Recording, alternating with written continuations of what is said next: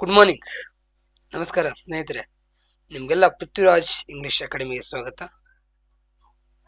ಇವತ್ತಿನ ಒಂದು ವಿಡಿಯೋದಲ್ಲಿ ನಾವೇನ್ ಮಾಡ್ತಾ ಇದ್ದಪ್ಪ ಅಂದ್ರೆ ಮೋಟಿವೇಶನಲ್ ಸೀರೀಸ್ ಆನ್ ಸಕ್ಸೆಸ್ ಅನ್ನೋ ಒಂದು ಸೀರೀಸ್ ಅನ್ನ ಸ್ಟಾರ್ಟ್ ಮಾಡಿದೀವಿ.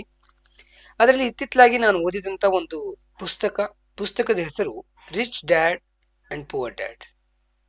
Rich dad and poor dad ಅನ್ನೋದೊಂದು ಪುಸ್ತಕ. ಆ ಪುಸ್ತಕದ ಮೇಲೆ ನಾನು ಓದಿದಂತ ಅಥವಾ ನನಗೆ ತಿಳಿದಂತ ಕೆಲವು ಮುಖ್ಯವಾದಂತ 10 ಅಂಶಗಳನ್ನ ನಿಮ್ ಜೊತೆಗೆ ಶೇರ್ ಮಾಡ್ಕೊಳ್ಬೇಕನ್ನೋದೇ ಈ ವಿಡಿಯೋ ಮಾಡೋದ್ರ ಉದ್ದೇಶ ರೀ. 10 ಅಂಶಗಳು ಇವತ್ತಿನ ಒಂದು ಸಮಾಜಕ್ಕೆ, ಇವತ್ತಿನ ಒಂದು ತಾಂತ್ರಿಕ ಯುಗದಲ್ಲಿ ಇದು ಬಹಳ ಅವಶ್ಯಕ ಅಂತೇಳಿ ನನ್ನ ಭಾವನೆ. ಅದಕ್ಕಾಗಿ ಈ ಬುಕ್ ರೀ. ಈ ಬುಕ್ ಎಲ್ಲಾ ಭಾಷೆಗಳಲ್ಲೂ ಅವೈಲೇಬಲ್ ಇದೆ ರೀ. Rich dad and poor dad ಅಂತೇಳಿ. ಇದು ಆಕ್ಚುಲಿ ಇಂಗ್ಲಿಷ್ ಒಳಗಿರೋದು. ರಾಬರ್ಟ್ ಟಿ ಕಿಯೋಸಾಕಿ ಅಂತೇಳಿ ಬರ್ದಾರ ಇದನ್ನ. ಇದು ಎಲ್ಲ ಇದ್ರೊಳಗೂ ಸಿಗ್ತದೆ. ಇಂಗ್ಲಿಷ್ ಒಳಗೂ ಅದ, ಮತ್ತೆ ಕನ್ನಡದಾಗ ಅದ, ಹಿಂದಿ ಒಳಗದ, ಆಲ್ಮೋಸ್ಟ್ ಲ್ಯಾಂಗ್ವೇಜ್ ಒಳಗ ಅದ ರೀ. ಸೊ ಇದು ಇವತ್ತಿನ ಮಕ್ಕಳಿಗೆ ಬಹಳ ಅವಶ್ಯಕ. ಹಾಗಾಗಿ ನನ್ನ ಚಾನಲ್ ಅಲ್ಲಿ ಸಬ್ಸ್ಕ್ರೈಬರ್ ಆಗಿರುವಂತರು, ಆಲ್ಮೋಸ್ಟ್ ನನ್ನ ಚಾನಲ್ ನ ಯುಟಿಲೈಸ್ ಮಾಡೋರಂತರು, ಅದು ಮಕ್ಕಳಾಗಿರ್ಬೋದು ಅಥವಾ ಮಕ್ಕಳ ಪೇರೆಂಟ್ ಆಗಿರೋದ್ರಿಂದ ನಾನು ಈ ವಿಡಿಯೋನ ಮಾಡ್ತಾ ಇದ್ದೇನೆ ರೀ. ಹೌದಾ? ಸೊ ನೋಡ್ರಿ, ಇಲ್ಲಿ ನಮಗ ಇದು ಇಂಗ್ಲಿಷ್ ಒಳಗೆ ಇದೆ. ಇಲ್ಲಿ ಎಕ್ಸ್ಪ್ಲನೇಷನ್ ಅದನ್ನ ಕನ್ನಡದಾಗ ಮತ್ತೆ ಇಂಗ್ಲಿಷ್ ಒಳಗೂ ಎಕ್ಸ್ಪ್ಲನೇಷನ್ ಮಾಡಕ್ ನಾನು ಟ್ರೈ ಮಾಡ್ತೇನೆ ರೀ. ನೋಡ್ರಿ ಏನಿದೆ, ಮೇನ್ ಮುಖ್ಯವಾಗಿ ಏನ್ ನಾವು ತಿಳ್ಕೊಬೇಕಾಗಿರೋ ಮೊದಲನೇ ಅಂಶ ಅಂದ್ರೆ ಈ ಪುಸ್ತಕದೊಳಗ 2 ಡಿಫ್ರೆಂಟ್ ಫಾದರ್ಸ್ ಗಳದಾರ್ರಿ. ಮೀನ್ಸ್ ಡಿಫ್ರೆಂಟ್ ಮೈಂಡ್ ಸೆಟ್ ಇದೆ ಇಲ್ಲಿ. ಇಲ್ಲಿ ಒಂದು ಯೋಚನಾ ಲಹರಿ ಏನಂತದಲ್ಲ, ಅದು 2 ರೀತಿಯಾಗಿ ಇರ್ತದ್ರಿ. ಒಂದು ಪುವರ್ ಅಂದ್ರೆ ಬಡವ, ಇನ್ನೊಂದು ರಿಚ್. ಪುವರ್ ಮೈಂಡ್ ಸೆಟ್ ಇದ್ದವ್ರು ಏನ್ ಕಲಿಸ್ತಾರೆ, ಮತ್ತೆ ರಿಚ್ ಮೈಂಡ್ ಸೆಟ್ ಇದ್ದವರು ತಮ್ಮ ಮಕ್ಕಳಿಗೆ ಏನ್ ಕಲಿಸ್ತಾರೆ ಅನ್ನೋದು ಇಲ್ಲಿದೆ ರೀ. ಸೊ ಪುವರ್ ಮೈಂಡ್ ಸೆಟ್ ಇದ್ದವ್ರು ಏನ್ ಕಲಿಸ್ತಾರೆ, believes in studying hard, getting degrees and getting a secure job ಅಥವಾ ಗೌರ್ಮೆಂಟ್ ಜಾಬ್ ಅಂತೇಳಿ ಅಂತಾರ್ರಿ. ಪುವರ್ ಇದ್ದವರು ಅಥವಾ ಬಡತನದಲ್ಲಿ ಇದ್ದವರು ಅಥವಾ ಬಡತನದ ರೀತಿಯಲ್ಲಿ ಯೋಚನೆ ಮಾಡುವಂತವ್ರು ಏನ್ ಮಾಡ್ತಾರೆ ಅಂದ್ರೆ ತಮ್ಮ ಮಕ್ಕಳಿಗೆ ಓದು ಓದು ಓದು ಓದು, ಡಿಗ್ರೀಸ್ ತಗೋ, ಮತ್ತೆ ಒಂದು ಸೆಕ್ಯೂರ್ ಅಂತ ಜಾಬ್, ಗೌರ್ಮೆಂಟ್ ಜಾಬೇ ತಗೋಬೇಕು ಅಂತೇಳಿ ಇವ್ರ ಮೇಲೆ ಏನ್ ಮಾಡ್ತಾರೆ, ಪ್ರೆಷರೈಸ್ ಮಾಡ್ತಾರೆ. ಬಟ್ ರಿಚ್ ಡ್ಯಾಡ್ ಹಾಗೆ ಮಾಡಲ್ರಿ. They believe in a finance education, starting business and investing. ಯಾವಾಗ್ಲೂ ರಿಚ್ ಡ್ಯಾಡ್ ಇದ್ದವರು ಅವ್ರು ಏನ್ ಮಾಡ್ತಾರು, ಫೈನಾನ್ಸಿಯಲ್ ಮ್ಯಾಟರ್ ಒಳಗ, ಆರ್ಥಿಕತೆಯ ಶಿಕ್ಷಣದಾಗ, ಅಥವಾ ಆರ್ಥಿಕ ಒಂದು ಕಲಿಕೆಯಲ್ಲಿ ತಮ್ಮ ಮಕ್ಕಳಿಗೆ ಒಂದು ಯಾವಾಗ್ಲೂ ಗೈಡೆನ್ಸ್ ಮಾಡ್ತಾರೆ. ಮತ್ತೆ ಯಾವ ರೀತಿಯಾಗಿ ಬಿಸ್ನೆಸ್ ಅನ್ನ ಸ್ಟಾರ್ಟ್ ಮಾಡ್ಬೇಕು ಅನ್ನೋದನ್ನ ಕಲಿಸ್ಕೊಡ್ತಾರೆ, ಯಾವ ರೀತಿಯಾಗಿ ಹಣವನ್ನ ಇನ್ವೆಸ್ಟ್ ಮಾಡಬೇಕು ಅನ್ನೋದನ್ನ ಕಲಿಸ್ಕೊಡ್ತಾರೆ. ಈ ಪಿಕ್ಚರ್ ನಿಮಗೆ ಹೇಳ್ತದೆ ನೋಡ್ರಿ. ನೋಡ್ರಿ, ಇದು ಪುವರ್ ಡ್ಯಾಡೀಸ್ ಮೈಂಡ್ ಸೆಟ್ ರೀ. ಏನು, ನೀನು ಗೌರ್ಮೆಂಟ್ ಜಾಬ್ ಆಫೀಸರೇ ಆಗ್ಬೇಕು ಅನ್ನೋದು. ಯಾಕಂದ್ರೆ ಸೆಕ್ಯೂರ್ ಇರ್ತದೆ ಜಾಬ್. ಬಟ್ ಇಲ್ಲಿ ರಿಚ್ ಡ್ಯಾಡ್ ಹಂಗಲ್ಲ. ಇಲ್ಲಿ ಸ್ವಲ್ಪ ರಿಸ್ಕ್ ಇರುತ್ತೆ, ಬಟ್ ನೀನು ಸಾಕಷ್ಟು ದುಡ್ಡು ಮಾಡ್ಕೋಬಹುದು, ಮತ್ತೆ ಇನ್ನೊಬ್ರಿಗೂ ನೀನು ಹೆಲ್ಪ್ ಮಾಡಬಹುದು. ನಿಂದೆ ಓನ್ ಆದಂತ ಒಂದು ಕಂಪ್ನಿನ ನೀ ಬಿಲ್ಡಪ್ ಮಾಡ್ಕೊಳ್ಳೋದು ಹೆಂಗಂತೇಳಿ ಇಲ್ಲಿ ಅವ್ರು ಕಳಿಸ್ಕೊಳ್ತಾರೆ. ಇದು ಪುವರ್ ಮೈಂಡ್ ಸೆಟ್ಟಿಗೂ ಮತ್ತೆ ರಿಚ್ ಮೈಂಡ್ ಸೆಟ್ಟಿಗೂ, ಪುವರ್ ಡ್ಯಾಡೀಸ್ ಮತ್ತೆ ರಿಚ್ ಡ್ಯಾಡೀಸ್ ಮೈಂಡ್ ಸೆಟ್ಟಿಗೆ ಇರುವಂತ ವ್ಯತ್ಯಾಸ ರೀ. ಒಂದೇದು. ಎರಡನೇದು ನಾನು ಇದ್ರೊಳಗೆ ಕಲ್ತಿದ್ದೇನೆಂದ್ರೆ ಇಂಪಾರ್ಟೆನ್ಸ್ ಆಫ್ ಫೈನಾನ್ಷಿಯಲ್ ಎಜುಕೇಶನ್. ಇಲ್ಲಿ ರಿಚ್ ಡ್ಯಾಡ್ ಇದ್ದವ್ ಏನ್ ಮಾಡ್ತಾರಂದ್ರೆ ತಮ್ಮ ಮಕ್ಕಳಿಗೆ ಯಾವಾಗ್ಲೂ ಮನಿ ಬಗ್ಗೆ, ಇನ್ವೆಸ್ಟ್ ಬಗ್ಗೆ ಮತ್ತೆ ಟ್ಯಾಕ್ಸಸ್ ಬಗ್ಗೆ ಏನ್ ಮಾಡ್ತಾರು, ಕಲಿಸ್ತಾರು. ಇದನ್ನ ಸ್ಕೂಲ್ ಒಳಗೆ ಕಲಿಸೋದು ಬಹಳ ಕಡಿಮೆ ರೀ. ಇದನ್ನ ರಿಚ್ ಡ್ಯಾಡ್ ಅಥವಾ ರಿಚ್ ಡ್ಯಾಡ್ ಮೈಂಡ್ ಸೆಟ್ ಗತೆ ಯಾರಿರ್ತದಲ್ಲ ಅವರು ಇದನ್ನೆಲ್ಲ ಕಲಿಸ್ತಾರೆ. ತಮ್ಮ ಮಕ್ಕಳಿಗೆ ಹಣದ ಬಗ್ಗೆ ಕಲಿಸ್ತಾರೆ. ಅದನ್ನ ಇನ್ವೆಸ್ಟ್ ಹೆಂಗ್ ಮಾಡೋದು, ಹೂಡಿಕೆ ಹೆಂಗ್ ಮಾಡೋದು, ಮತ್ತೆ ಟ್ಯಾಕ್ಸಸ್ ಅನ್ನ ಯಾವ ರೀತಿಯಾಗಿ ಪೇ ಮಾಡೋದು, ಮತ್ತೆ ಯಾವ ರೀತಿಯಾಗಿ ಅದನ್ನು ಸಾಧ್ಯ ಆದಷ್ಟು ಕಡಿಮೆ ಟ್ಯಾಕ್ಸಸ್ ಪೇ ಮಾಡೋದು. ಯಾಕಂದ್ರೆ ನೋಡ್ರಿ, ಇವತ್ತಿನ ಕಾಲಮಾನದಾಗ ಗೌರ್ಮೆಂಟ್ ಜಾಬ್ ಒಳಗೆ ಇದ್ದವರೇ ಜಾಸ್ತಿ ಟ್ಯಾಕ್ಸಸ್ ಪೇ ಮಾಡ್ತಿರೋದು ಕಂಪೇರ್ ಟು ದಿ ಬಿಸ್ನೆಸ್ ಒಳಗೆ ಇದ್ದವರು. ಹಾಗಾಗಿ ಇದನ್ನ ಏನ್ ಮಾಡ್ತಾರಂದ್ರೆ ರಿಚ್ ಡ್ಯಾಡು ಕಲಿಸ್ಕೊಡ್ತಾರೆ ತಮ್ಮ ಮಕ್ಕಳಿಗೆ. ಸರಿನಾ? Next, work to learn, not just to earn. ನೀವೇನೇ ಕೆಲಸ ಮಾಡ್ರಿ, ಬರೀ ಸ್ಯಾಲರಿ ತಗೊಳಕ ನೀವೇನಾದ್ರೂ ನೀವು ಕೆಲಸ ಮಾಡಾಕತ್ತಿದ್ರಂದ್ರ ಅದರಷ್ಟು ಕೆಟ್ಟವಾಗಿರುವಂತಹ, ಅದರಷ್ಟು ಒಂದು ಏನು ಮುಂದೆ ಯಾವುದೇ ರೀತಿಯಾದಂತ ಗ್ರೋನೇ ಆಗಲ್ಲ. ಇಲ್ಲಿ ಸ್ಯಾಲರಿ ಬಗ್ಗೆ ಬರೀ ಸ್ಯಾಲರಿ ಸಂಬಂಧ ವರ್ಕ್ ಮಾಡಕತ್ರ. ಆದ್ರೆ ಸ್ನೇಹಿತರೆ, ಬರೀ ಸ್ಯಾಲರಿ ಸಂಬಂಧ ಕೆಲಸ ಮಾಡ್ಲಾರ್ದ ನೀವೇನೇ ಕೆಲಸ ಮಾಡ್ರಿ, ನೀವು ಕಲಿತಾ ಕೆಲಸ ಮಾಡ್ರಿ. Instead of only looking for a salary, learn skills that help you earn more in the future. ಬರೀ ಶಾಲ್ರಿ ಸಂಬಂಧ ಕೆಲಸ ಮಾಡೋದು ಬೇಡ, ಏನಾದ್ರೂ ಹೊಸದನ್ನ ಕಲಿಯೋದಕ್ಕಾಗಿ ನಾವು ಕೆಲಸ ಮಾಡ್ಬೇಕ್ರಿ. ಅದು ಏನ್ ಮಾಡ್ತದ ಫ್ಯೂಚರ್ ಒಳಗ ಮತ್ತೆ ನಮಗ ಜಾಸ್ತಿ ಅರ್ನ್ ಮಾಡಕ್ ನಮಗ ಏನ್ ಮಾಡ್ತದ, ನಮಗ ಏನ್ ಮಾಡ್ತದ್ರಿ, ಸಹಾಯ ಮಾಡ್ತದ. ನಾವು ತಿಳಿಯಾಗತ್ತದ. ಸೊ ಏನ್ ಮಾಡ್ಬೇಕು, ಸ್ಕಿಲ್ಸ್ ಕಲಿಬೇಕು. ಯಾವುದೇ ಫೀಲ್ಡ್ ಒಳಗಿರಿ ನೀವು, ಆ ಫೀಲ್ಡ್ ಸಾಧ್ಯ ಆದಷ್ಟು ಸ್ಕಿಲ್ಸ್ ಅನ್ನ ಕಲೀರಿ. ಆ ಫೀಲ್ಡ್ಗೆ ಸಂಬಂಧಪಟ್ಟಂತಹ ಯಾರು ತಿಳ್ಕೊಂಡಿರ್ತಾರಲ್ಲ ಅವ್ರ ಸಹಾಯ ಪಡೀರಿ. ಇವತ್ತಿನ ದಿನಮಾನಗಳಲ್ಲಿ ಎಐಗಳು ಅದಾವ, ಅವ್ರಿಗೆ ಕೇಳ್ರಿ. ನಿಮ್ ಫೀಲ್ಡ್ ಒಳಗ ನೀವು ಎತ್ತರಕ್ಕೆ ಇರಬೇಕಾದ್ರೆ ಯಾವ್ಯಾವ ನಿಮಗೆ ಟೆಕ್ನಾಲಜಿಕಲ್ ಸ್ಕಿಲ್ಸ್ ನಿಮಗೆ ಬೇಕಾಗಿದಾವೆ. ಯಾಕಂದ್ರೆ ಇವತ್ತು ಸ್ಕಿಲ್ ಓರಿಯೆಂಟೆಡ್ ಮಾರ್ಕೆಟಿಂಗ್ ಇದೆ. ಇವತ್ತು ಯಾರ ಕಡೆ ಸ್ಕಿಲ್ ಅದ ಅವರು ಜಲ್ದಿ ಹೈರ್ ಆಗ್ತಾರು. ಯಾರ ಕಡೆ ಬರೀ ನನ್ನ ಕಡೆ ಡಿಗ್ರಿ ಅಷ್ಟಾದ್ರಿ ಸರ್ ನಂಗೆ ಸ್ಕಿಲ್ ಗೊತ್ತಿಲ್ಲ ಅಂದ್ರೆ ಹೊರಗೆ ಹಾಕ್ತಾರು. ಈಗಿಂದ ಹೀಗದ. ಹಾಗಾಗಿ ಬರೀ ಸ್ಯಾಲ್ರಿ ತಗೊಳಕ್ ಸಂಬಂಧ ಅಷ್ಟೇ ಮಾಡಬೇಡ್ರಿ. ವರ್ಕು ನೀವು ಕಲಿಬೇಕಾದ್ರಿಂದ work to learn. Skills improve ಆಯ್ತಂದ್ರೆ ಆಟೋಮೆಟಿಕ್ಲಿ ಸ್ಯಾಲ್ರಿ ಇನ್ಕ್ರೀಸ್ ಆಗ್ತದೆ. ಸ್ಯಾಲ್ರಿ ಇನ್ಕ್ರೀಸ್ ಆಯ್ತಂದ್ರೆ ನೀವು ಅದನ್ನ ಎಲ್ಲಿ ಬೇಕಾದ್ರೆ ನೀವು ಹೂಡಿಕೆ ಮಾಡ್ಬೋದು. ಹೂಡಿಕೆ ಮಾಡಿದ್ರ ಮೂಲಕ ಏನಾಗ್ತದೆ, ನೀವು ಜಾಸ್ತಿ ಶ್ರೀಮಂತರ್ ಆಗ್ಬಹುದು. ನೆಕ್ಸ್ಟ್ ಬರುವಂತದ್ದು ಅಸೆಟ್ಸ್ ವರ್ಸಸ್ ಲಯಬಿಲಿಟೀಸ್. ಆಸ್ತಿ ಮಾಡ್ಕೋಬೇಕ್ರಿ, ಆಸ್ತಿ ಆಗ್ಬೇಕು. ಅಸೆಟ್ ಮೀನ್ಸ್ ಆಸ್ತಿ ಆಗ್ಬೇಕು, ಅದು ಬಿಟ್ಟು ನಮಗೆ ಹೊರೆ ಆಗ್ಬಾರ್ದು. ಆ ರೀತಿಯಾದಂತ ಒಂದು ನಮ್ಮ ಮಕ್ಕಳಿಗೆ ಕಲಿಸ್ಬೇಕಾಗಿರೋದು ಇವತ್ತು. ಅಸೆಸ್ಟ್ ಅಥವಾ ಆಸ್ತಿ ಏನ್ ಮಾಡ್ತದ, ನಮ್ಮ ಪಾಕೆಟ್ ಒಳಗ ಅಥವಾ ನಮ್ಮ ಬ್ಯಾಂಕ್ ಬ್ಯಾಲೆನ್ಸ್ ಒಳಗ ದುಡ್ಡನ್ನ ಜಾಸ್ತಿ ಮಾಡ್ತದ. ಲಯಬಿಲಿಟೀಸ್ ಏನ್ ಮಾಡ್ತದ, ನಮ್ಮ ಪಾಕೆಟ್ ಇಂದ ನಮ್ಮ ರೊಕ್ಕವನ್ನ ಹೊರಗೆ ತೆಗೆದು ಬೇರೆದವ್ರಿಗೆ ಕೊಡುವಂತದ್ದು ಮಾಡ್ತದ. ಫಾರ್ ಎಕ್ಸಾಂಪಲ್ ಇಲ್ಲಿ ನೋಡ್ರಿ ನಾನೇನು ಇಲ್ಲಿ ಮನಿ ತಗೊಂಡಿದ್ದೀನಿ ರೆಂಟ್ ಮೇಲೆ ಅಂತೇಳಿ ತಿಳ್ಕೋರಿ. ಅದಕ್ಕೆ ನಮಗೇನಾಗ್ತದ, ಒಂದು ಅಥವಾ ನಾನು ರೆಂಟ್ ಮೇಲೆ ಮನಿ ಕೊಟ್ಟಿದ್ದೀನಿ ಅಂದ್ರೆ ಅದು ನನಗೇನೊಂದು ಆಸ್ತಿ ಇದ್ದಂಗ. ಅದ್ರ ಬದ್ಲಿಗೆ ನಾನು ದೊಡ್ಡದೊಂದು ಕಾರ್ ತಂದು ಅದಕ್ಕೆ ನಾ EMI ಕಟ್ಟಾಕತ್ತೀನಿ ಅಂದ್ರ ಅದರಿಂದ ಏನು ಯೂಸ್ ಇಲ್ಲ. ಯೂಸ್ ಇದ್ರೆ ಬಹಳ ಒಳ್ಳೇದು. ಅದನ್ನ ನಾನೇನಾದ್ರೂ ಮತ್ತೆ ಅರ್ನಿಂಗ್ ಮಾಡಕ್ ಬಳಸ್ತಿದ್ದೀನ, ಕಾರ್ ತಗೊಂಡ್ ಬಂದು ಬಹಳ ಒಳ್ಳೇದು. ಬಟ್ ಅದನ್ನ ಸುಮ್ಮನೆ ತಂದು ಮನೆ ಮುಂದೆ ಶೋಕಿಗಾಗಿ ನಿಲ್ಲಿಸ್ತಾ ಇದ್ದೀನಂದ್ರೆ ಅದು ನಮ್ಗ ಖರ್ಚಿನೇ ಹೌದು. ಅದಕ್ಕಾಗಿ ನಾವೇನ್ ಮಾಡ್ಬೇಕಂದ್ರ ಇನ್ವೆಸ್ಟ್ ಮಾಡೋದ್ ಮುಂದ್ರೆ ವಿಚಾರ ಮಾಡಿ ಇನ್ವೆಸ್ಟ್ ಮಾಡ್ಬೇಕ್ರಿ. ಮನಿ ಕಟ್ಕೊಳ್ಳೋದು ಇಂಪಾರ್ಟೆಂಟ್ ಇದೆ, ಕಟ್ಕೊಳ್ಳೋಣ. ಮನಿ ಕಟ್ಕೊಳ್ಳೋದು ಬೇಕಾಗಿಲ್ಲಪ್ಪ, ನಮ್ ಬಿಸ್ನೆಸ್ ಬಿಲ್ಡ್ ಆಗೋ ಮಟ್ಟ ಅಂದ್ರೆ ಮನಿ ಕಟ್ಕೊಳ್ಳೋದು ಬೇಕಾಗಿಲ್ರಿ. ಎಲ್ಲಿ ಮಟ್ಟ ನೀವು ಸ್ಟ್ಯಾಂಡ್ ಆಗಲ್ಲೋ ಅಲ್ಲಿ ಮಟ್ಟ. ಇದಕ್ಕೆ ಬೆಸ್ಟ್ ಎಕ್ಸಾಂಪಲ್ ಅಂದ್ರೆ ನಮ್ಮ ವಿಜಯ್ ಶಂಕೇಶ್ವರ್ ಅವರು, ಡಾಕ್ಟರ್ ವಿಜಯ್ ಶಂಕೇಶ್ವರ್ ಅವರು. ಅವ್ರು ಏನ್ ಮಾಡಿದ್ರಂದ್ರ ಬಹಳಷ್ಟು ವರ್ಷಗಳವರೆಗೆ ತಾವು ಏನ್ ಮಾಡಿದ್ರಂದ್ರ ಬಾಡಿಗೆ ಮನೆ ಒಳಗಿದ್ರ ಅಂತ ಹೇಳ್ರಿ. ಒಂದ್ಸಲ ಅವರು ವೀಕೆಂಡ್ ವಿತ್ ರಮೇಶ್ ಕಾರ್ಯಕ್ರಮದೊಳಗೆ ಬಂದಾಗ ಅವ್ರು ಹೇಳಕತ್ರಿ ಈ ಮಾತನ್ನ, ಡಾಕ್ಟರ್ ವಿಜಯ್ ಶಂಕೇಶ್ವರ್ ಅವರು. VRL ಟ್ರಾವೆಲಿಂಗ್ ಏನಿದೆ ಅಲ್ಲ, ಅವ್ರು ಹೇಳಿದಂತ ಮಾತ್ರಿ. ಅವ್ರು ಬೇಕಾದ್ರೆ ಯಾವ ರೀತಿ ಬೇಕಾದ್ರೂ ಮನೆಯನ್ನ ಕಟ್ಕೋಬಹುದು. ಇವಾಗ ಕಟ್ಕೊಂಡಿದಾರಂತೆ ಇತ್ತಿತ್ಲಾಗಿ. ಬಟ್ ಮೊದಲು ಅವರು ಬಾಡಿಗೆ ಮನೆ ಒಳಗೆ ಇದ್ರಂತೆ. ಇನ್ಸ್ಟೆಡ್ ಆಫ್ ಅವ್ರು ಬಿಸ್ನೆಸ್ ಸ್ಟಾರ್ಟ್ ಆದಾಗ ಅಥವಾ ಬಿಲ್ಡ್ ಆದಾಗ ಅವ್ರು ಕಾರನ್ನ ತಗೊಂಡು ಅವ್ರು ಸುಮ್ಮನೆ ನಿಲ್ಲಿಸಬಹುದಾಗಿತ್ತು. ಎಲ್ಲಿ ಮಟ್ಟ ಅವ್ರಿಗೆ ಜरूरत ಆಗ್ಲಿಲ್ಲ ಅಲ್ಲಿ ಮಟ್ಟ ಅವ್ರು ಕಾರೇ ತಗೊಳ್ಳಿಲ್ಲ.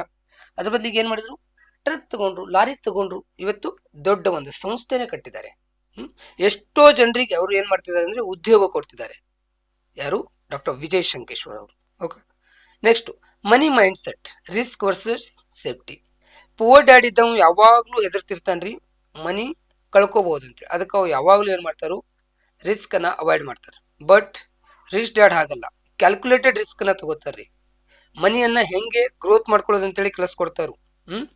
ಪುವರ್ ಡ್ಯಾಡ್ ಏನ್ ಮಾಡ್ತಾರೆ, ಇನ್ವೆಸ್ಟ್ ಮಾಡಕ ಸ್ಟಾಕ್ ಮಾರ್ಕೆಟ್ ಒಳಗೆ ಇನ್ವೆಸ್ಟ್ ಮಾಡಕ್ ಯಾವಾಗ್ಲೂ ಹಿಂಸರಿತಾರು.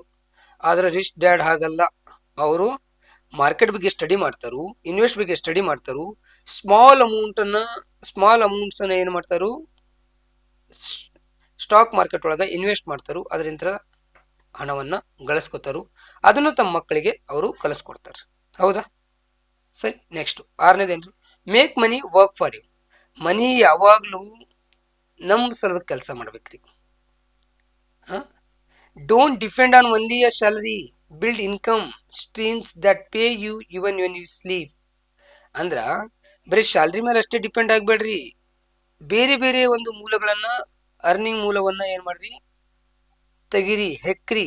ಅದರಿಂದ ಏನಾಗ್ಬೇಕಂದ್ರೆ ನೀವು ಮಕ್ಕೊಂಡಾಗೂ ಕೂಡ ನಿಮಗ ಅದ ಏನ್ ಮಾಡ್ಬೇಕು, ಸ್ಯಾಲರಿಯನ್ನ ಏನ್ ಮಾಡ್ಬೇಕು, ಜನರೇಟ್ ಮಾಡ್ತಿರ್ಬೇಕು. ಸ್ಯಾಲರಿ ಮೀನ್ಸ್ ನಿಮಗ ಮನಿಯನ್ನ ಜನರೇಟ್ ಮಾಡ್ತಿರ್ಬೇಕು. ಹಾಗೆ ಮಾಡ್ಕೋರಿ. ಇನ್ವೆಸ್ಟ್ ಅನ್ನ ಏನ್ ಮಾಡ್ರಿ, ಡಿವೈಡ್ ಮಾಡ್ರಿ. ಬೇರೆ ಬೇರೆ ಕಡೆ ಏನ್ ಮಾಡ್ರಿ, ಅದನ್ನ ಏನು ನಿಮ್ ಮನಿ ಇದೆಲ್ಲ ಅಥವಾ ನಿಮ್ ಕಡೆ ಏನು ಸ್ಯಾಲರಿ ಇದೆಲ್ಲ ಅದನ್ನ ಡಿವೈಡ್ ಮಾಡ್ರಿ. ಬೇರೆ ಬೇರೆ ಕಡೆ ಏನ್ ಮಾಡ್ರಿ, ಸ್ಟಾಕ್ಸ್ ಒಳಗ ಇನ್ವೆಸ್ಟ್ ಮಾಡ್ರಿ. ಇದರಿಂದ ಏನಾಗ್ತದ, ನೀವು ಮನಿಯನ್ನ ಅರ್ನ್ ಮತ್ತೆ ಅದನ್ನ ಹೆಚ್ಚಿಗೆ ಮಾಡ್ಕೋಬಹುದ್ರಿ. ಇನ್ ನೋಡ್ರಿ, ಸ್ಯಾಲರಿ ಇದ್ದವ ಏನ್ ಮಾಡಕತ್ತಾನು, ಬರೇ ಮನಿಗಾಗಿ ವರ್ಕ್ ಮಾಡಕತ್ತಾನ. ಬಟ್ ಇನ್ವೆಸ್ಟ್ ಮಾಡೋರು ಏನ್ ಮಾಡ್ತಾರು, ಅವ್ರ ಮನಿನೇ ಅವ್ರಿಗಾಗಿ ವರ್ಕ್ ಮಾಡಕತ್ತೈತಿ. ಅವ್ರು ರಾಜರಾಗಿ ಬದುಕಾಕತ್ತಾರು, ಇವರು ತಲೆ ಎಲ್ಲ ಬೋಳಿಸ್ಕೊಂಡು ತಲೆ ಮೇಲಿಂದ ಎಲ್ಲ ಕೂದಲು ಹೋಗಿ ಟೆನ್ಷನ್ ಒಳಗ ಇವರು ಬೊಕ್ಕತಲೆ ಅವರಾಗಿ ಕುಂತಿದ್ದಾರೆ. ಹೌದಾ? ಸೊ ಏನ್ ಮಾಡ್ಬೇಕಂದ್ರೆ ಮನಿಯನ್ನ ನಾವು ಇನ್ವೆಸ್ಟ್ ಮಾಡೋದನ್ನ ಕಲಿಬೇಕಾಗಿದೆ ಇವತ್ತು. ಹೌದಾ? ನೆಕ್ಸ್ಟ್, ಪವರ್ ಆಫ್ ಎಂಟರ್ಪ್ರಿನರ್ಶಿಪ್, ಉದ್ಯಮಶೀಲತೆ, ಸ್ವಂತ ಉದ್ಯೋಗ ಹಾಕಿಕೊಳ್ಳುವಂತಹ ಒಂದು ಇದನ್ನ ನಮ್ಮ ಮಕ್ಕಳಿಗೆ ಇವತ್ತು ಕಲಿಸ್ಬೇಕಾಗಿದೆ ರೀ. ಮೊದ್ಲಿನ ಕಾಲದಾಗ ನಮ್ಮಲ್ಲಿ ಇವೆಲ್ಲ ಇತ್ತು, ಸ್ವಂತ ಬಿಸ್ನೆಸ್ಗಳು ಇದ್ದು ರೀ. ಏನು ವಂಶ ಪಾರಂಪರಿಕವಾಗಿ ಬಂದಂತಹ ಉದ್ಯೋಗಗಳು ಇದ್ದು. ಇವತ್ತೆಲ್ಲ ಅವೆಲ್ಲ ಹೋಗ್ಬಿಟ್ಟಿದವು. ಮತ್ತೆ ಅವು ಈಗ ಬರ್ಬೇಕಾಗಿದೆ. ಏನು, ಹೊಸ ಟೆಕ್ನಾಲಜಿ ಒಂದಿಗೆ ಬರ್ಬೇಕಾಗಿದೆ ರೀ. ಅವೇ ಹಳೆ ಸ್ಕಿಲ್ಸ್ ಒಂದಿಗೆ ಅಲ್ಲ, ಹೊಸ ಸ್ಕಿಲ್ಸ್ ಒಂದಿಗೆ ಬರ್ಬೇಕಾಗಿದೆ. ಅದನ್ನ ನಮ್ಮ ಮಕ್ಕಳಿಗೆ ಕಲಿಸ್ಬೇಕಾಗಿದೆ. ಅದರಿಂದ ಏನಾಗ್ತದ, ನಾವು ಮತ್ತೆ ನಮ್ಮ ಮಕ್ಕಳನ್ನ ಆರ್ಥಿಕ ಸಾಕ್ಷರತೆ ಕಡೆಗೆ ನಾವು ಉತ್ಕೊಂಡು ಹೋಗ್ಬಹುದು ಅಂತ ಹೇಳಿ ಹೇಳ್ಬೋದ್ರಿ. ಸೊ ಸ್ವಂತ ಉದ್ಯೋಗ ರೀ, ಯಾವ್ದಾದ್ರು ಇರ್ಲಿ, ಸಣ್ಣದು ಇರ್ಲಿ ದೊಡ್ಡದಿರ್ಲಿ, ಉದ್ಯೋಗ ಅಂದ್ರೆ ನಮ್ ಜನ ಏನಂತ ಹೇಳಿ ತಿಳ್ಕೊಳ್ಳೋದು, ದೊಡ್ಡದಾಗಿ ಹಾಕೋದು, ಅದಕ್ಕೆ ದೊಡ್ಡದಾಗಿ ಇನ್ವೆಸ್ಟ್ ಮಾಡ್ಬೇಕಂತ ಹೇಳಿ ಅನ್ಕೋತಾರೆ. ಇಲ್ಲ ಸ್ನೇಹಿತರೆ, ಸಣ್ಣ ಸಣ್ಣಾಗಿ ಸ್ವಲ್ಪ ಸ್ವಲ್ಪ ಇನ್ವೆಸ್ಟ್ ಮಾಡ್ಕೊಂತ ನಿಮಗೆ ಎಷ್ಟು ಕೆಪಾಸಿಟಿ ಇದೆ ಅಷ್ಟು ಇನ್ವೆಸ್ಟ್ ಮಾಡ್ಕೊಂಡು ನೀವು ಬೆಳೆಸ್ಕೊಂಡು ಒಂದಿನ ಅದರಿಂದ ನೀವು ಕಲಿತೀರಿ, ಎಡುತ್ತೀರಿ. ಮುಂದೆ ಒಂದಿನ ನೀವು ಕಲಿತು ಬಿಡ್ತೀರಾ, ದೊಡ್ಡ ಉದ್ಯಮವಾಗಿ ಅದನ್ನ ನೀವು ಏನ್ ಮಾಡ್ಬೋದು, ಪರಿವರ್ತನೆ ಮಾಡ್ಕೋಬಹುದು. ಆದ್ರೆ ಇದರಲ್ಲಿ ಏನಿರ್ತದೆ ಅಂದ್ರೆ ಹೆದರಿಕೆ ಅನ್ನೋದನ್ನ ಸ್ವಲ್ಪ ಸೈಡಿಗೆ ಇಡ್ಬೇಕಾಗ್ತದ. ಮತ್ತೆ ಕ್ಯಾಲ್ಕುಲೇಟೆಡ್ ಆಗಿ ರಿಸ್ಕ್ ತಗೋಬೇಕಾಗತ್ತ. ಹಿಂಗೆ ಸುಮ್ನೆ ನಾನು ಹಾಕ್ಬಿಡ್ತೀನಿ ತಗೋ, ಇವತ್ತು ನಾನು ಈ ವಿಡಿಯೋ ನೋಡಿದೀನಿ, ಇದನ್ನ ನೋಡ್ಬಿಟ್ಟು ನಾನು ಹಾಕ್ತೀನಿ ಅಂತ ಹೇಳಿ ಹಾಕಿದೆ ಅಂದ್ರ ಫೇಲ್ ಆಗುವಂತ ಚಾನ್ಸಸ್ ಇರ್ತದ. ಸ್ಟಡಿ ಮಾಡಬೇಕು ಮಾರ್ಕೆಟ್ ಬಗ್ಗೆ, ನಿಮ್ ಬಿಸ್ನೆಸ್ ಬಗ್ಗೆ, ಆ ಏರಿಯಾದೊಳಗೆ. Okay, achieving financial independence, main ನಮ್ದು ಏನಿರ್ಬೇಕಂದ್ರೆ ಇಲ್ಲಿ ಫೈನಾನ್ಷಿಯಲ್ ಇಂಡಿಪೆಂಡೆನ್ಸ್. ಹಣ ಮೀನ್ಸ್ ಏನು, ನಮಗ ಆರ್ಥಿಕ ಸಾಕ್ಷರತೆ ಮತ್ತೆ ಆರ್ಥಿಕ ಸ್ವಾತಂತ್ರ್ಯವನ್ನ ಪಡ್ಕೊಳ್ಳಕ್ಕ ನಾವೇನ್ ಮಾಡ್ಬೋದು ಅಂದ್ರ, ನಾವು ಯಾವಾಗ್ಲೂ ಹಾತೊರಿಬೇಕ್ರಿ. ಆರ್ಥಿಕ ಸ್ವಾತಂತ್ರ್ಯ ನೋಡ್ರಿ, ಆರ್ಥಿಕವಾಗಿ ಇವರೆಲ್ಲ ಸ್ವತಂತ್ರ ಆದರು. ಅವ್ರು ಎಲ್ಲಿ ಬೇಕಾದ್ರು ತಮ್ಮ ಹಣವನ್ನ ಏನ್ ಮಾಡ್ಬೋದು, ಇನ್ವೆಸ್ಟ್ ಮಾಡ್ಬೋದು. ನಮ್ಮಲ್ಲಿ 30-35 ಆದ್ರೂ ಇನ್ನ ನಾವು ಓದ್ತಾನೆ ಇದೀವಿ ಅನ್ನುವಂತ ಜಾಯಮಾನ ಇವತ್ತಿದೆ. ಯಾಕಂದ್ರೆ ಇವತ್ತು ದಿನಮಾನ ಬಹಳ ಸೂಕ್ಷ್ಮ ಆಗಿದೆ, ಮತ್ತೆ ಜೀವಿತ ಅವಧಿನೂ ಇತ್ತಿತ್ತಲಾಗಿ ಕಡಿಮೆ ಆಗಿದೆ. ಹಾಗಾಗಿ ನಾವು ಸಾಧ್ಯದ ಮಟ್ಟಿಗೆ ಜಲ್ದಿ ನಮ್ಮ ಮಕ್ಕಳಿಗೆ ಇದನ್ನ ಕಲಿಸ್ಬೇಕಾಗಿದೆ. ಮನಿಯನ್ನ ಹೆಂಗ್ ಅರ್ನ್ ಮಾಡೋದು ಅಂತೇಳಿ, ಆ ಅರ್ನ್ ಮಾಡಿದನ್ನ ಹೇಗೆ ಇನ್ವೆಸ್ಟ್ ಮಾಡೋದು ಅಂತೇಳಿ ಇದನ್ನ ನಾವು ಇವತ್ತು ಕಲಿಸ್ಬೇಕಾಗಿದೆ. ಬರೇ ಗೌರ್ಮೆಂಟ್ ಜಾಬ್ ಒಂದೇ ಅಂತೇಳಿ ನಾವು ಕುತ್ಕೋಬೇಕಾಗಿಲ್ಲ. ಹೌದಾ? Overcoming fear and taking action, ಭಯವನ್ನ ಬಿಡ್ಬೇಕಾಗಿದ್ರಿ, ನಾವು ಆಕ್ಷನ್ ಅನ್ನ ತಗೋಬೇಕಾಗಿದೆ. ಫಿಯರ್ ಇದು ಯಾವಾಗ್ಲೂ ಏನ್ ಮಾಡ್ತದ ಅಂದ್ರೆ ನಮ್ಮನ್ನ ಫೇಲ್ಯೂರ್ ಆಗಿ ಮಾಡ್ತದ.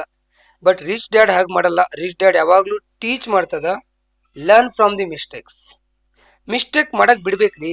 ಈಗಿನ ಪೇರೆಂಟು, ಈಗಿನ ಜಮಾನ ಹೆಂಗಿದೆ ಅಂದ್ರೆ ತಮ್ಮ ಮಕ್ಕಳಿಗೆ ಮಿಸ್ಟೇಕ್ ಮಾಡಕ್ಕೆ ಬಿಡ್ತಾ ಇಲ್ಲ. ಒಟ್ ಒಂದೇ ಪ್ರಯತ್ನದಲ್ಲಿ ಅವ್ರು 100% ಕರೆಕ್ಟ್ ಆಗಿರ್ಬೇಕು ಅನ್ನೋದೊಂದು ಬಯಸುವಂತ ಈಗಿನ ಒಂದು ಏನಾಗಿದೆ, ಪೇರೆಂಟಿಂಗ್ ಆಗ್ಬಿಟ್ಟಿದೆ. ಅಥವಾ ನಮ್ಮ ಪೇರೆಂಟಿಂಗ್ ಎಲ್ಲೋ ತಪ್ತಾ ಇದೆ, ಪೋಷಕರ ಪಾತ್ರ ಎಲ್ಲೋ ತಪ್ತಾ ಇದೀವಿ ನಾವು. ಏನಪ್ಪಾ ಅಂದ್ರೆ ನಮ್ಮ ಮಕ್ಕಳು ಯಾವಾಗ್ಲೂ 100% ಕರೆಕ್ಟ್ ಇರ್ಬೇಕು ಅನ್ನೋದು ಇದು ಶತಶುದ್ಧ ಸುಳ್ಳು. ನೀವು ಮಕ್ಕಳನ್ನ ಬೇರೆ ಕಡೆಗೆ ಕರ್ಕೊಂಡು ಹೋಗ್ತಾ ಇದ್ದೀರಾ. ನಿಮ್ ಮಕ್ಕಳು ಆಮೇಲೆ ಏನ್ ಮಾಡ್ತಾರ, ಆಕ್ಟಿಂಗ್ ಮಾಡಕ್ ಸ್ಟಾರ್ಟ್ ಮಾಡ್ಬಿಡ್ತಾರೆ. ಏನಂತ ಹೇಳಿ, ನಾನು ಯಾವಾಗ್ಲೂ ನಮ್ಮ ತಂದೆ ತಾಯಿ ಮುಂದೆ ಕರೆಕ್ಟ್ ಇರ್ಬೇಕಪ್ಪ ಅಷ್ಟೇ, ಆಮೇಲೆ ನಾನು ಏನ್ ಬೇಕಾದ್ರೂ ಮಾಡ್ಕೋಬಹುದು ಅನ್ನೋರ್ಗತೆ ಆಗ್ಬಿಡ್ತದ್ರಿ ಮುಂದೋಗಿ.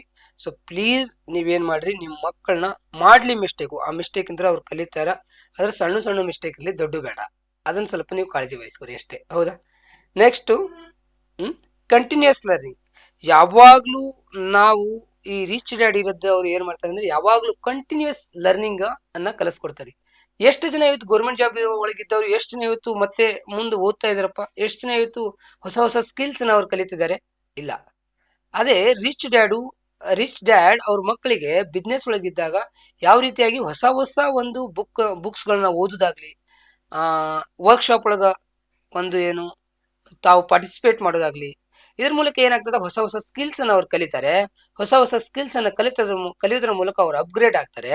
ಅಪ್ಗ್ರೇಡ್ ಆಗೋದ್ರ ಮೂಲಕ ಅವ್ರು ಏನಾಗ್ತಾರಂದ್ರೆ ಮುಂದೆ ದೊಡ್ಡ ಶ್ರೀಮಂತರಾಗಿ ಮೆರಿಲಿಕ್ಕೆ ಸಾಧ್ಯ ಆಗ್ತದೆ.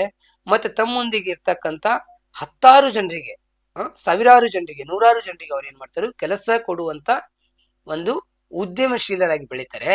ನಾವು ಕೇವಲ ನಮಗಾಗಿ ಬದುಕಕ್ ಸ್ಟಾರ್ಟ್ ಮಾಡ್ತೀವಿ. ಆದ್ರೆ ರಿಚ್ ಡ್ಯಾಡ್ ಏನಂತೇಳಿ ಕಲಿಸ್ಕೊಡ್ತಾರ ಅಂದ್ರ, ಇನ್ನೊಬ್ಬರಿಗೆ ಯಾವ ರೀತಿಯಾಗಿ, ಬೇರೆಯವರ ಕಡೆ ಅಂತ ಯಾವ ರೀತಿಯಾಗಿ ಕೆಲಸವನ್ನ ತೆಗೆದುಕೊಳ್ಳಬೇಕು ಅನ್ನೋದನ್ನ ಕಲಿಸ್ಕೊಡ್ತಾರೆ. ಸೊ ಇವತ್ತಿನ ವಿಡಿಯೋದಲ್ಲಿ ನಾನು ಏನ್ ಮಾಡಿದ್ದೀನಿ ಅಂದ್ರೆ 10 ಪಾಯಿಂಟ್ಸ್ ಈ ಪುಸ್ತಕದಲ್ಲಿ ನಾನು ಓದಿದಂತ ಮುಖ್ಯವಾದಂತಹ ಒಂದು 10 ಪಾಯಿಂಟ್ಸ್ ಅನ್ನು ನಾನು ಒಂದು ಪಟ್ಟಿ ಮಾಡಿ ಇಲ್ಲಿ ನಿಮ್ಮೊಂದಿಗೆ ಹಂಚಿಕೊಳ್ಳುವಂತ ಒಂದು ಪ್ರಯತ್ನವನ್ನು ಮಾಡಿದ್ದೀನಿ ಸ್ನೇಹಿತರೆ. ನನಗನ್ಸಿದ ಮಟ್ಟಿಗೆ ಇಂದಿನ ಈ ಸಮಾಜದಲ್ಲಿ ಈ ವಿಡಿಯೋ ಬಹಳ ಉಪಯುಕ್ತ ಆಗ್ತದ ಅನ್ಕೊಂಡಿದ್ದೀನಲ್ಲ, ಆ ರೀತಿಯಾಗಿ ನಿಮಗೂ ಇದು ಉಪಯೋಗ ಆಗ್ತದ ಅಂತೇಳಿ ಅನ್ಕೊಂಡು ನಾನು ಇವತ್ತಿನ ವಿಡಿಯೋನ ಮುಗಿಸ್ತಾ ಇದ್ದೀನಿ. ಜೈ ಹಿಂದ್, ಜೈ ಕರ್ನಾಟಕ.